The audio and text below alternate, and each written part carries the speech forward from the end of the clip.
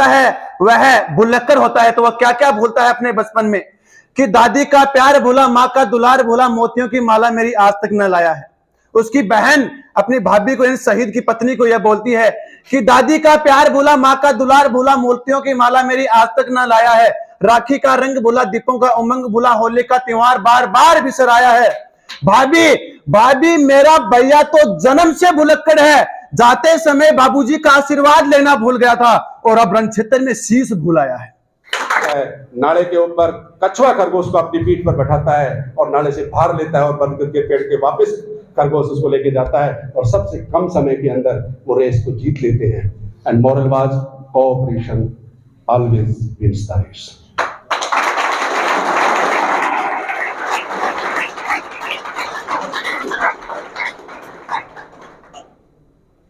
कभी जेलिसी मत रखो अपने होशियार साथी से, आप उससे सीखिए, आप उससे सीखिए कि वो किस तरह से अपने समय का प्रबंधन कर रहा है। आप अपने दोस्त को उस जगह से निकालिए, आपको लग रहा है कि ये गलत ट्रैक पे जा रहा है। ये दोनों ही चीजें बहुत इंपॉर्टेंट है और यही सहयोग है, यही कोऑपरेशन है। फिजिकली, मेंटली एंड स्पिरिचुअली की जो बात मैंने कही थी, इसको बहुत लंबा अपना ये टॉपिक रहेगा, अपन बैठ करके बात करेंगे। जीवन में गहन अध्ययन किस तरह से करें, जीवन में नई ऊंचाइयां किस तरह से दें, एक लंबा टॉपिक इसमें रहेगा। मैं मेरे ख्याल से आशा रखूंगा कि आने वाले समय में फिर कभी यहाँ पे आए और विषय के ऊपर हम बात करें। Thank you very much. हृदय हो जाए गंभीर, आलस्य न आए तन में, चेतना को क्रोध चेतन मन में नव जागृति जगा लो, लक्ष्य का संधान करो, चूक न हो कभी क्षण में।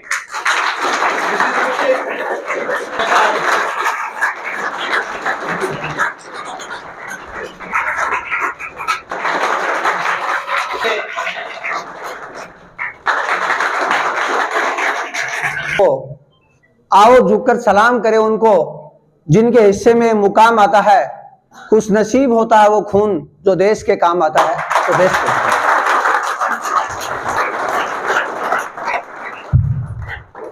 सबसे पहले मैं वीर शहीदों की उन माताओं की कोख को नमन करूंगा जिन्होंने हिंदुस्तान में पुलवामा जैसे 4500 से कई सैकड़ों शहीद पैदा किए हैं कि आज हिंदुस्तान की आबोहवा में शान से तिरंगा फहराता है और शान से ऐसे हम कार्यक्रम करते हैं। 14 फरवरी 2019 का दिन हिंदुस्तान के लिए फख्र और दुख का दिन है। 44 वीर लाडले शहीद हो गए, एक लाडला बाद में हॉस्पिटल में। 45 शहीद हमारे 14 फरवरी 2019 को जम्मू एंड कश्मीर में शहीद हो गए। मैं आर्मी एरिया में था उस दिन और जब वो देखा वो दर से तो रोम रोम खड़ा हो जाता है, लेकिन फख्र भी हुआ कि हम उस माटी के उन रत्नों को सलाम करेंगे जिन्होंने इस तिरंगे के लिए अपना सब कुछ सर्व न्यौछावर कर दिया। मेरे सामने इस देश की तकदीर और तस्वीर, इस देश का अशफाक उल्लाह खां, इस देश का भगत सिंह, इस देश का स्वामी विवेकानंद, इस देश की साइना साक्षी कल्पना जो बैठी है, उनको मैं नमन करना चाहूंगा और मालिक से दुआ करूंगा कि 14 फरवरी का ये जो दिन था हिंदुस्तान की इतिहास के अंदर, उसको आप कभी भूले नहीं और जो शहीदों के अधूरे सपने हैं उनको आप पूरे करेंगे। आज के इस जवानों को, शहीद जवानों को विनम्र श्रद्धांजलि के रूप में एक कार्यक्रम जो आयोजित किया है, मैं सबसे पहले पहल कोचिंग के डायरेक्टर साहब और उनकी पूरी टीम का शुक्रिया अदा करना चाहूंगा कि आज 14 फरवरी को पता नहीं कौन क्या किसका क्या मनाते हैं, आपने वो दिन मनाने का काम किया जो ये मेरे भाई और बहन जो सामने बैठे हैं वो चाहते हैं। 14 फरवरी की बात आती है, सीनियर लोग बैठे हैं, नगर पालिका के द्वितीय नागरिक इस शहर के सम्मानित मेरे बड़े भाई और आप हम सभी के लाडले काका के रूप में पहचान रखने वाले आदरणीय चौटिया जी, मेरे बड़े भाई मनोज जी शर्मा साहब और कॉमरेड परवेश जी, कॉमरेड जुबेर खोखर और जो शिक्षक यहां बैठे हैं, आरसी है, जितने भी टीम बैठे हैं, उनका मैं शुक्रिया अदा करना चाहूंगा कि वास्तव में कोचिंग में हम मानते हैं कि ज्ञानोर्जन की बात ही करते हैं, परीक्षाओं का समय आते हैं, बात केवल धन अर्जन की बात नहीं होती है। कोचिंग भी एक तालीम का वो सेंटर है जहां आप नगीने तराशते हो। कोचिंग वो संस्थान है जहां आप कोहिनूर तराशते हो। लेकिन दुर्भाग्य ये हो गया हिंदुस्तान के अंदर, मुख्य रूप से सीकर और कोटा की तरह पोजीशन ये हो गई कि केवल दुकानें हो गई। धन कमाने का मकसद सभी का है, मेरा भी है, लेकिन कम से कम अपन वतन के ऊपर जो मरने वाले वीर लाडले शहीद हैं उनको हम याद नहीं कर सकते 2 मिनट के लिए।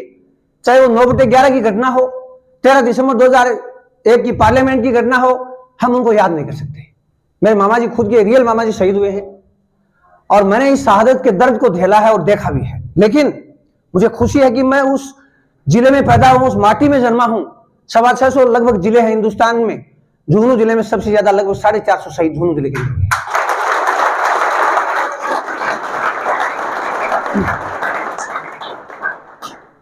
जितने अतिथि बैठे हैं मैं माफी चाहूंगा, लगभग आपकी शक्ल जानता हूं, नाम नहीं जानता हूं।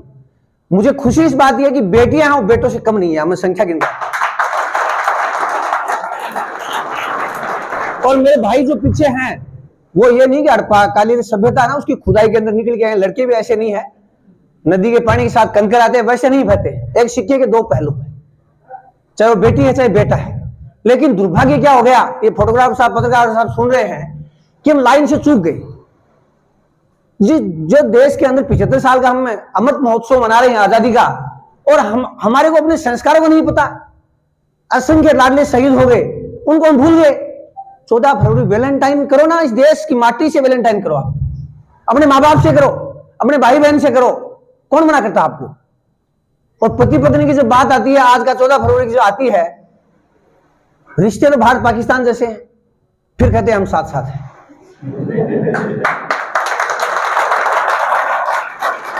और जो सीनियर लोग बैठे हैं मंच के ऊपर है, अरे पति पत्नी प्रेम का ही बना भगवान ने बनाया है, लेकिन मैं कह रहा हूं 24 घंटे नहीं निकलते हैं। पहियों तो पहले ही हो जाता है, चीन की सी दीवार खड़ी रहती है। और किसको दिखाते हैं हम, किसको दिखा रहे हैं। अरे आप प्रेम करोगे तो आपकी आत्मा संतुष्ट हो जाएगी। प्रेम कोई सेक्सुअल चीज नहीं होती है, ये बड़ा दुर्भाग्य है। हमने इसको भोग विलासिता से जोड़ दिया है।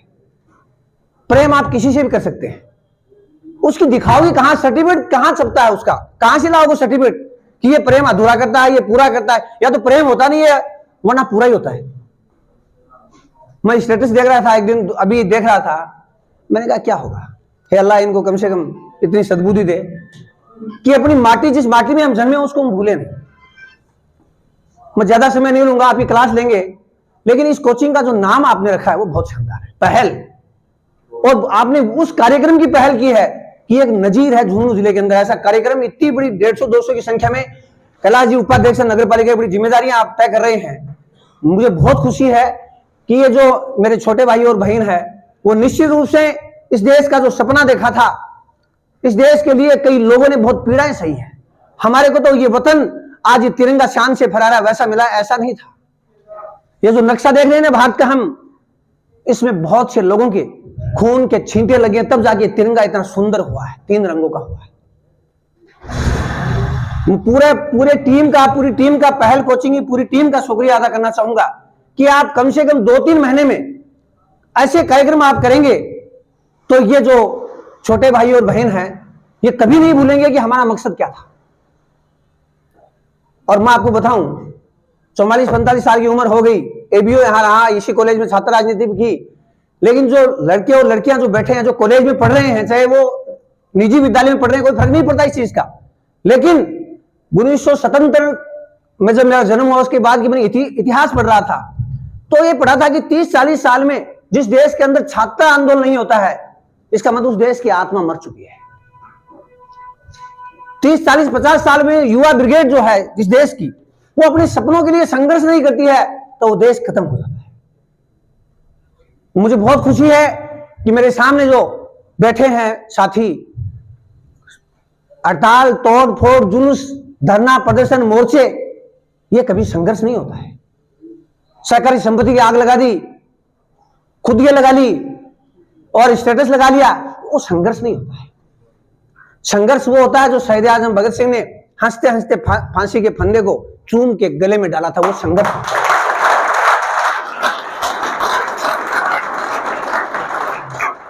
तो 14 फरवरी का दिन इतिहास के लिए, भारत के लिए फख्र का दिन है। वैलेंटाइन शेरोन संत की बात नहीं, इस देश के अंदर तो हर माटी में संत है। हिंदुस्तान की धरती ये कण कण में शंकर, ये अर्पण और तर्पण की माटी है, भारत की माटी है। आपको दूसरे देशों का इतना ज्यादा अनुसरण करने की जरूरत नहीं है। इस देश के अंदर बहुत से संत पैदा हुए हैं। कंदराओं में, घाटियों में पता नहीं कितने संत इस माटी के अंदर जन्मे हैं।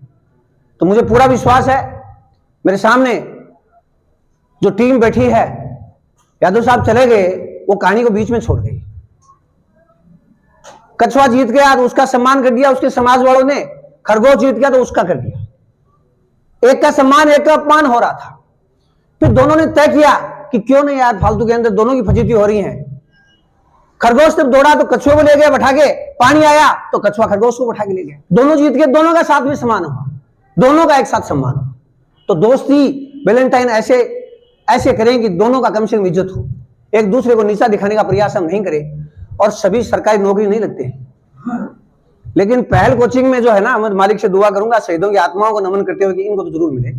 मिल साहब मेरी तरफ से, मेरी तरफ ऐसे देखने लगे कि पहली बार इसको बुलाया हडमास के पुतले को, पता नहीं क्या नेगेटिव बातें कर रहा है, लेकिन ये कड़वा सच है। मुझे विश्वास नहीं था कि 150-200 की संख्या में यहां बच्चे पढ़ते हैं।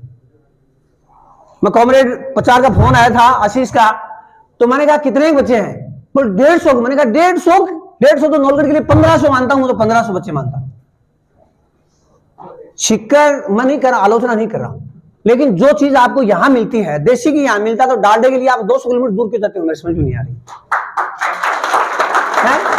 और मैं ये जो लेटर पढ़ रहा था अभी, इनकी क्वालिफिकेशन देख रहा था, शर्मा जी, मेला जी, ये मील साहब, इनकी खान साहब रहे, तो वेल क्वालिफाइड है। जो चीज अपने को यहां मिलती है, 2 घंटे आपके रास्ते में खराब हो जाते हैं, 100 रुपये वैसे लग जाते हैं, 100-200 आप वैलेंटाइन पे खर्च कर देते हो।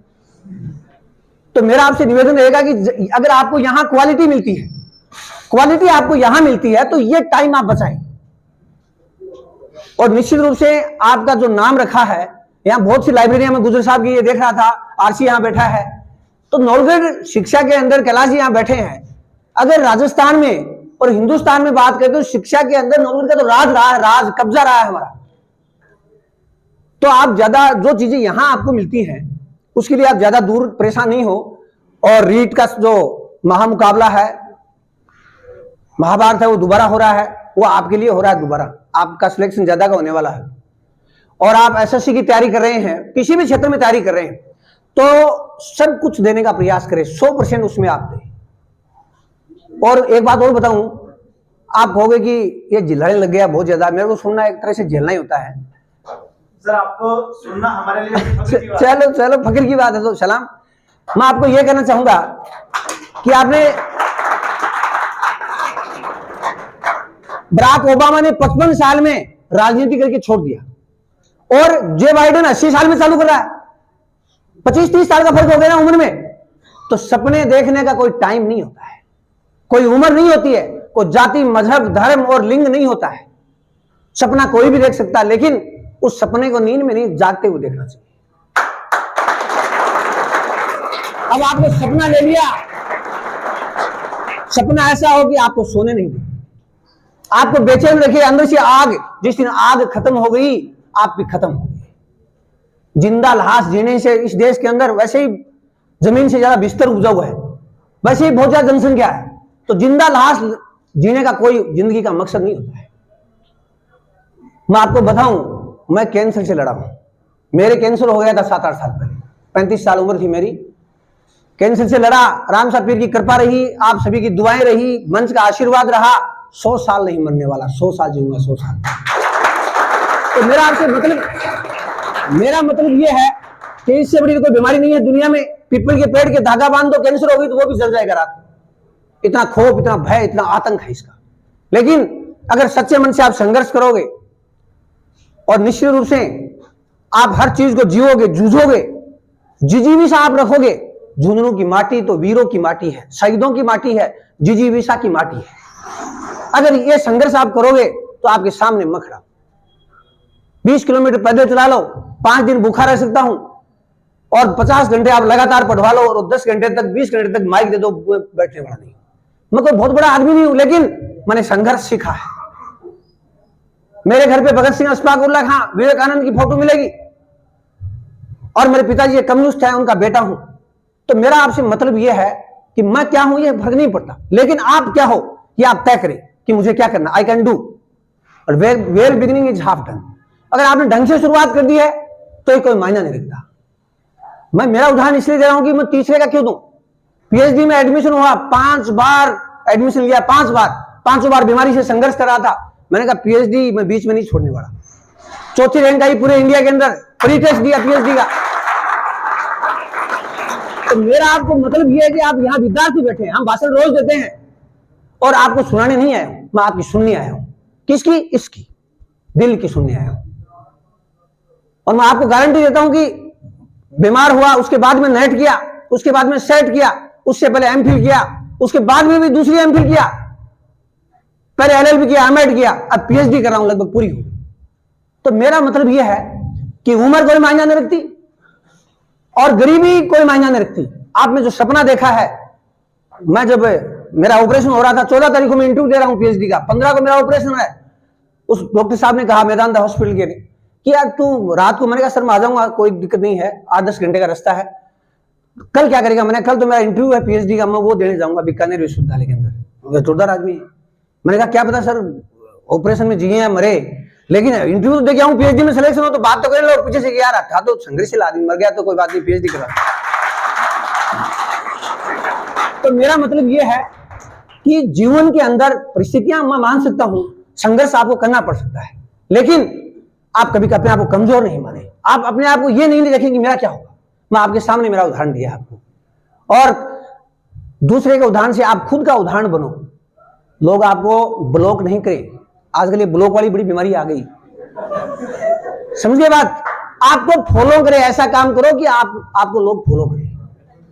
आप जब निकलो ना, लोग ऑटोग्राफ लें आपके, ये नहीं कि मुंह फेर ले पता नहीं कौन जा रहा है। ये आप कर सकते हो, आप निश्चित रूप से कर सकते हो।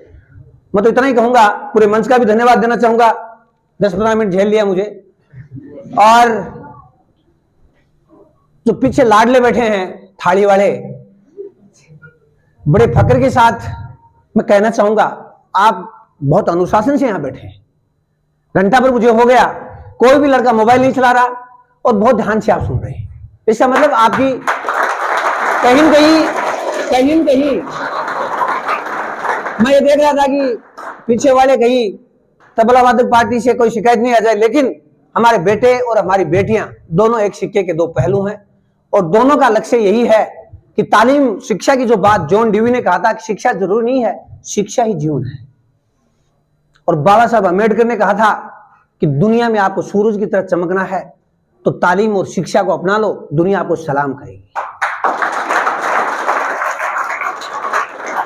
और कलम में इतनी ताकत है कि बंदूक में भी नहीं। वो कलम तब चलेगी जब अंदर के दिलदार, आपके दिल के अंदर अच्छे विचार आएंगे, और वो चीज जो आप चाह रहे हो वो संघर्ष करोगे वो मिलेगी, तो वो कलम भी बोलेगी और आपका इकबाल भी बोलेगा। और मैं भी कहूंगा कि मैं वहां बोल के आया था, और आपके माँ बाप भी कहेंगे कि मेरा बेटी और बेटी है। ये जो कोचिंग के डायरेक्टर साहब, ये टीम जो इनकी है, पहल की टीम, ये भी कहेंगे कि ये हमारा स्टूडेंट रहा है। और निश्चित रूप से हर एक आदमी को सब में सफलता नहीं मिलती है, लेकिन बहुत से फील्ड है। कोई लता मंगेशकर कहे कि आपको कपिल देव बनना चाहिए था, यह संभव है। जिस औरत ने 76 साल में 3 आदमी जीते हैं आजकल, 25 साल बाद में आते तो पता नहीं क्या हो जाता है। 76 साल गाने गाए, 76 साल मायना रखता है। जिंदगी के 92 साल में से अपने ऑक्यूपेशन को, अपने प्रोफेशन को 76 साल दिए हैं।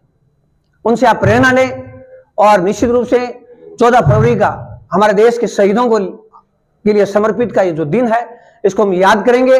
और उन माताओं की कोख को दोबारा मैं नमन करना चाहूंगा, और उन शहीद वीरांगनाओं को कि धैर्य की मैं दाद देना चाहूंगा कि वास्तव में इस देश के हर परिवार के अंदर शहीद होने के लिए, तिरंगे के लिए लाडले पैदा होते हैं। अब तो हमारी बेटियां भी तिरंगे की शान के लिए आर्मी में बहुत बड़ी पोस्टों पे जा रही हैं।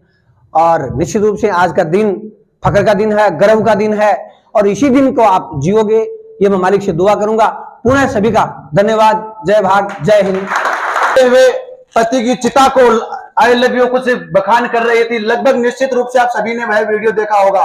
उस दर्द से 4 लाइनें चुरा कर लाया हूं कि दर्द के सागर वो आंसुओं में कह गई, पीड़ा गहरी थी पर मन महसूस कर रह गई।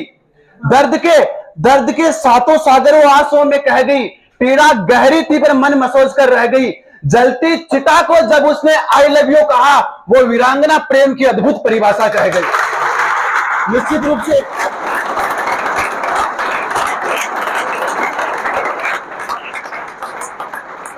संघर्षशील अपना व्यक्तित्व रखो। 4 पंक्तियां और संघर्ष की आपके सामने रखता हूं। निश्चित रूप से उमेश जी सर वो व्यक्तित्व, जीवन में भी इन्होंने संघर्ष अर्थात कैंसर जैसी बीमारी से संघर्ष किया। तो 4 शब्द लाइनें और देखें कि हौसले अपने बुलंद रखो। सर हौसले अपने बुलंद रखो, आवाज हमेशा मंद रखो। सफलता निश्चित आपके कदमों में होगी, बस चाल अपनी दबंग रखो। ऐसी ही आवाज के एक और व्यक्तित्व है, परवेज जी सर हमारे मध्य मौजूद हैं। मैं स्वयं उनका छात्र रहा हूं, ये मेरे लिए सौभाग्य की बात है। सर आपसे निवेदन कि आप आए और अपने आशीर्वाद से हमें नवाजें। एक बार जोरदार तालियां। दोनों का एक ऐसा मिलन है जो मस्तिष्क को, हमारी सोच को झकझोरने पे मजबूर करता है। उर्दू में एक शायर ने लिखा है, नफस नफस कदम कदम बस एक फिक्र है दम बदम, घिरे हैं हम सवाल से हमें जवाब चाहिए, जवाब दर सवाल है कि इनकलाब चाहिए, कि इनकलाब चाहिए।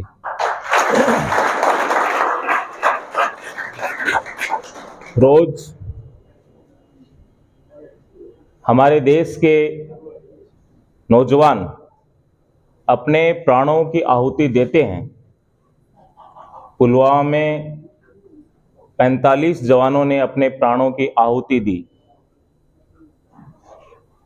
हमारी श्रद्धांजलि है, लेकिन ये सिलसिला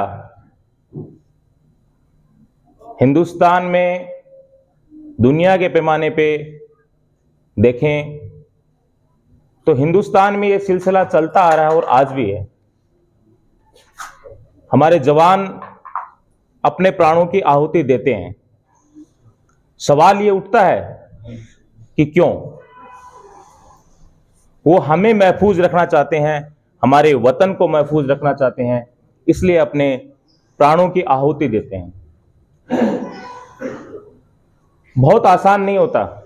हम श्रद्धांजलि देकर के चले जाएंगे, बहुत आसान नहीं होता उस मुकाम तक पहुंचना जहां सिर्फ और सिर्फ एक लक्ष्य के लिए अपने पूरे जीवन को यूं ही उत्सर्ग कर देना बहुत आसान नहीं होता।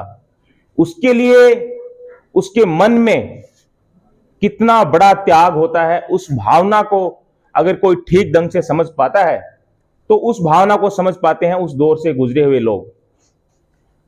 वहां तक हम पहुंच नहीं सकते। जैसे अभी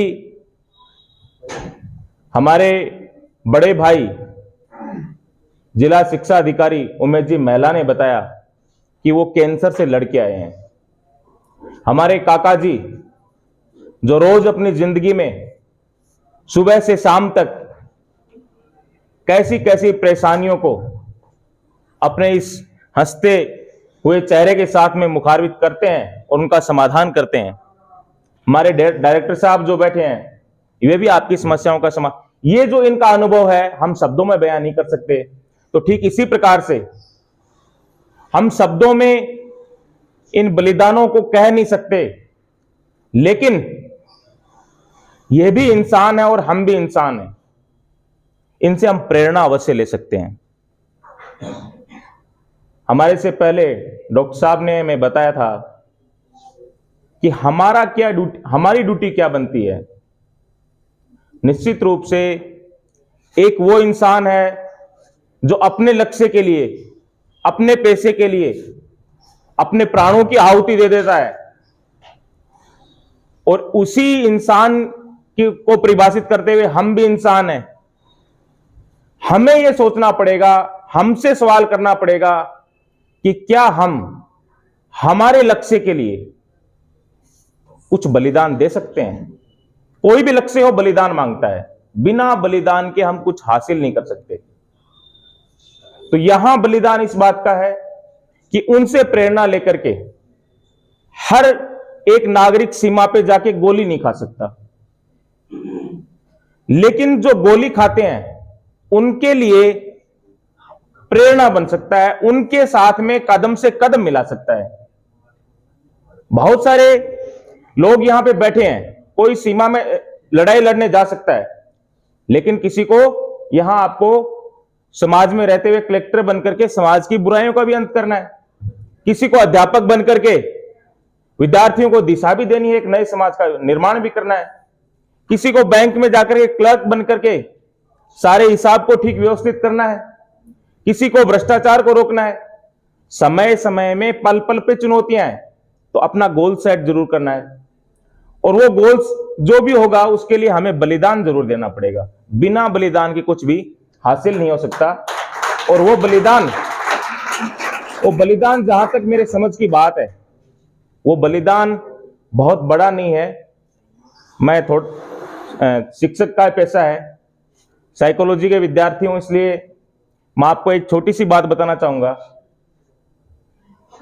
व्यक्ति सारे दिखने में एक जैसे होते हैं, बहुत बड़ा फर्क नहीं होता, रंग का फर्क हो सकता है, कोई काला हो सकता है, कोई गोरा हो सकता है, किसी की नाक पतली हो सकती है, किसी की मेरी तरह मोटी हो सकती है, इतना बड़ा फर्क हो सकता है, कोई की हाइट ज्यादा हो सकती है, किसी की कम हो सकती है। लेकिन व्यक्ति जो काम करने की क्षमता है वो कोई बहुत बड़ा अंतर नहीं है। यहां तक कि चूहे के और इंसान के दिमाग के अंदर भी कोई बहुत ज्यादा अंतर नहीं है, माइनर डिफरेंस होता है। तो इसलिए इंसान में बड़ा फर्क नहीं है, वंशानुक्रम में कोई बहुत ज्यादा डिफरेंस नहीं है, बुद्धि के ऊपर थोड़ा बहुत फर्क पड़ता है, स्मृति किसी की तेज हो सकती है, किसी कम हो सकती है। तो फिर एक आदमी अच्छे मुकाम तक पहुंच जाता है और एक आदमी भटक जाता है। ऐसा क्यों होता है? ये दिमाग का खेल है। सिगमंड फ्रायड ने बताया था, और जो शाश्वत भी है, मस्तिष्क के 3 हिस्से हैं, चेतन, अर्धचेतन और अवचेतन।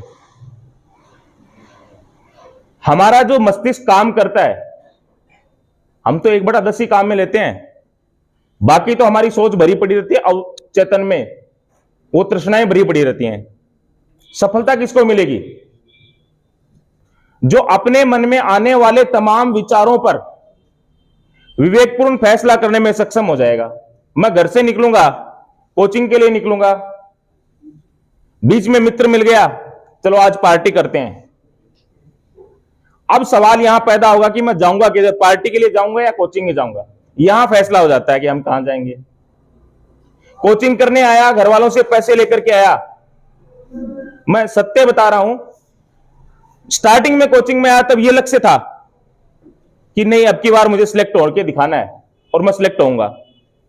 जैसे ही कोचिंग में क्लासरूम में बैठता है, बैठते बैठते मित्रता बढ़ जाती है, लड़कों की लड़कियों से हो जाती है, लड़कियों की लड़कों से हो जाती है।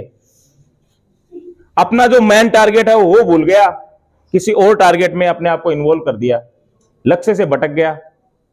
गलती छोटी सी की, परिणाम बड़ा आ गया, रिजल्ट में आया फेल। लक्ष्य कहां चुकते हैं? आपने पढ़ाई शुरू की, पढ़ाई शुरू करते करते 1-2 महीना हो गया, 30 दिन हो गया, यार बड़ा लंबा सिलेबस लगता है, क्या पता सिलेक्शन होगा कि नहीं होगा। जैसे ये विचार आया तो आदमी कमजोर हो गया, अपने आप में थोड़ा सा मनोबल डाउन हुआ, यार सिलेक्शन तो होगा नहीं, चलो मेहनत भी क्यों करते हैं। वो अपने आप ही मैदान से बाहर हो गया।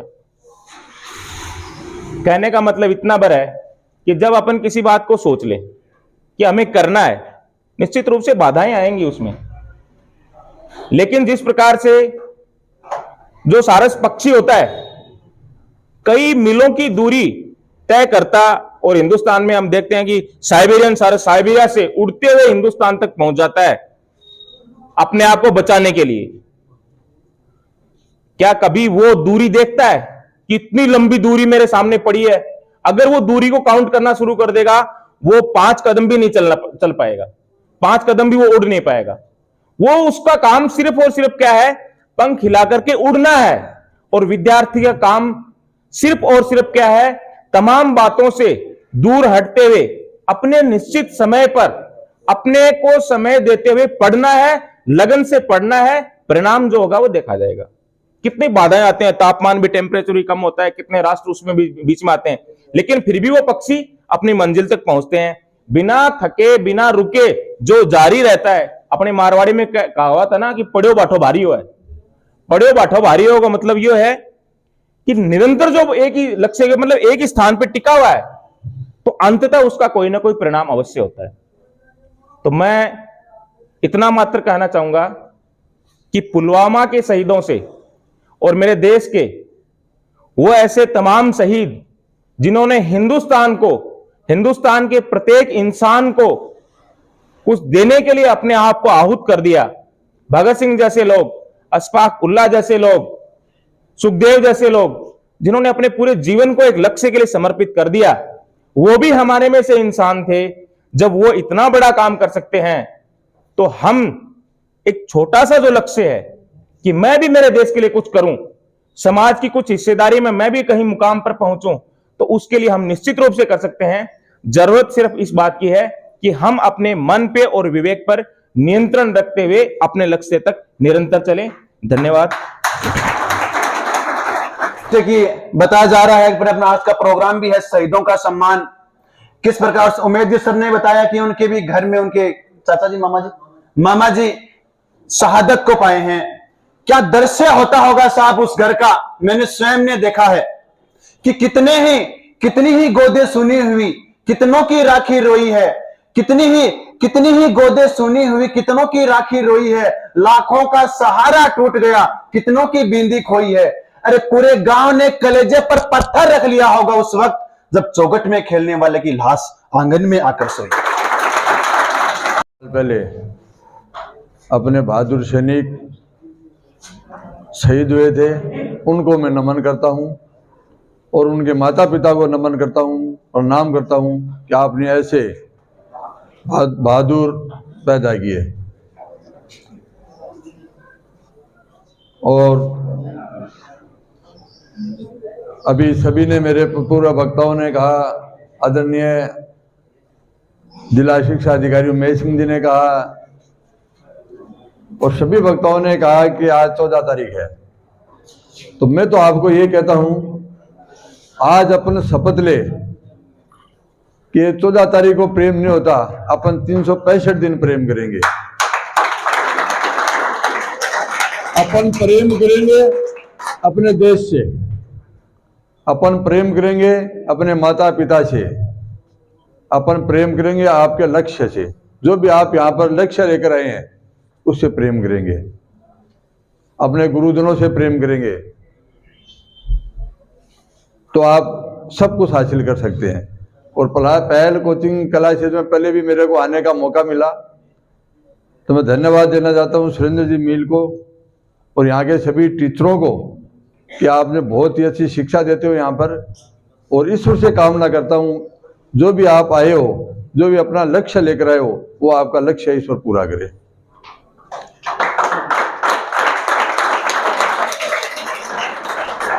अभी प्रवेश जी ने बताया, तो जो बताया, अभी डॉक्टर साहब ने बताया, आदरणीय प्रवेश जी, गुरु जी ने बताया, उमेश सिंह जी, महिला जी ने बताया, सब चीजों में सार है, उनको ग्रहण करिए।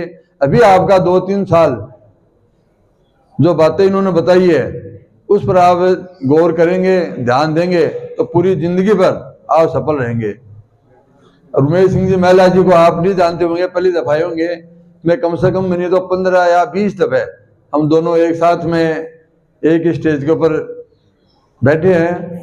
तो एक दफे अपनी शेखसिया स्कूल के अंदर वो चल रही थी, जैसे हैं, हाँ, तो एक प्रश्न निकालना, और इतने बड़े बड़े हार्ड प्रश्न, तो मैं दोनों पास में बैठे थे, जैसे वो पूछते हैं उसके पहले मेरे को जवाब दे रहे थे। वहां पर एक भी प्रश्न इनका गलत नहीं हुआ। तो मैं सुरेंद्र जी को कहना चाहता हूं कि आप गुरु जी से कहे कि आपकी यहाँ पर बच्चों को कम से कम एक हफ्ते में 1-2 घंटा गुरु जी आप ध्यान दो, तो मैं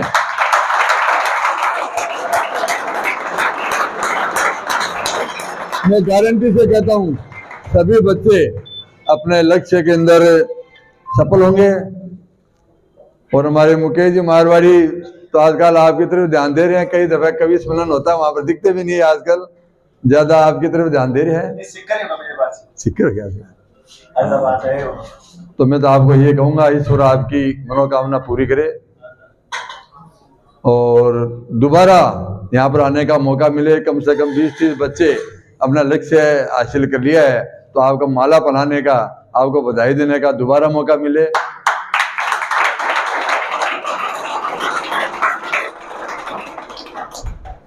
और बस ये आपको बहुत बहुत ईश्वर से कामना करता हूँ आपका भविष्य उज्जवल हो और पहल कोचिंग क्लासेस का भविष्य उज्जवल हो और सुरेंद्र जी मील ऐसे ही अच्छे कार्य करते रहे।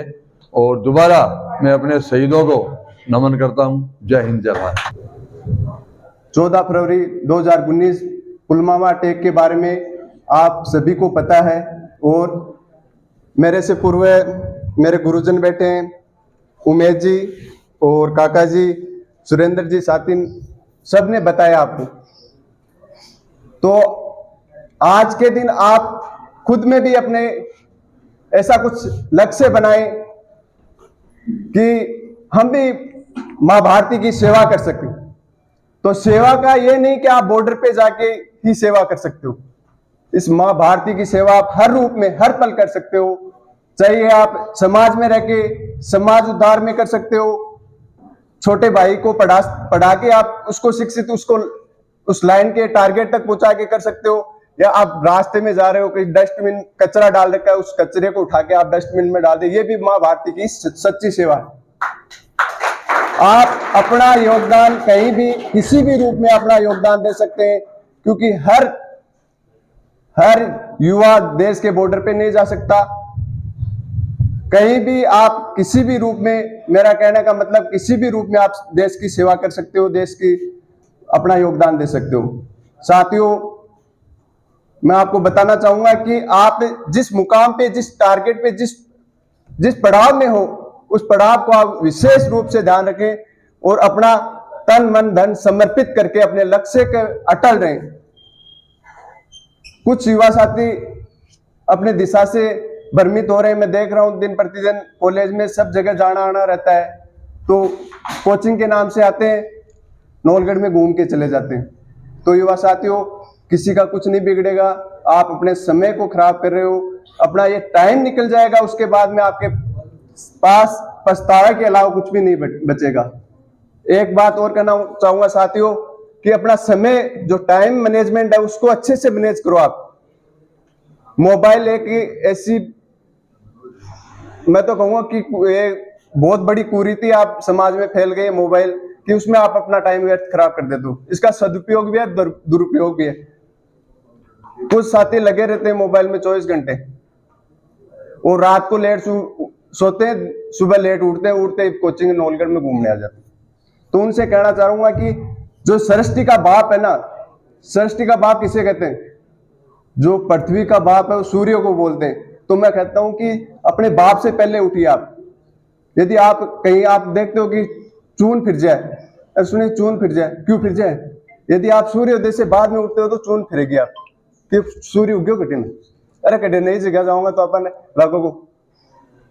तो इसलिए अपने जो सृष्टि का बाप है उससे आप पहले उठिए, तभी आप अपने मुकाम तक पहुंचेंगे, नहीं तो चून ही फिरी रहेगी। समझ रहे हो बात को?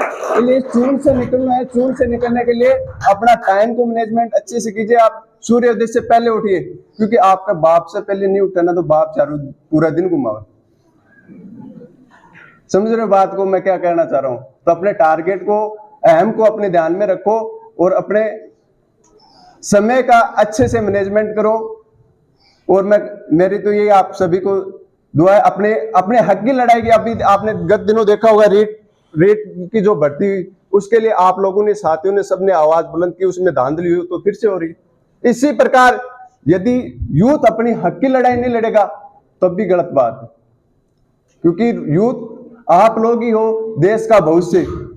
आप देश को किस दिशा में ले जाना चाह रहे हो ये आप तय करोगे, क्योंकि आप में जो एनर्जी है, वो जो मंच पे बैठे वो एनर्जी उनमें नहीं, आपको गाइड कर सकते हैं।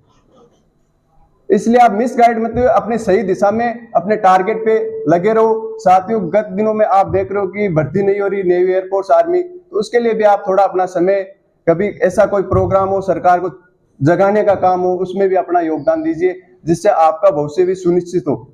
जय हिंद, जय भारत।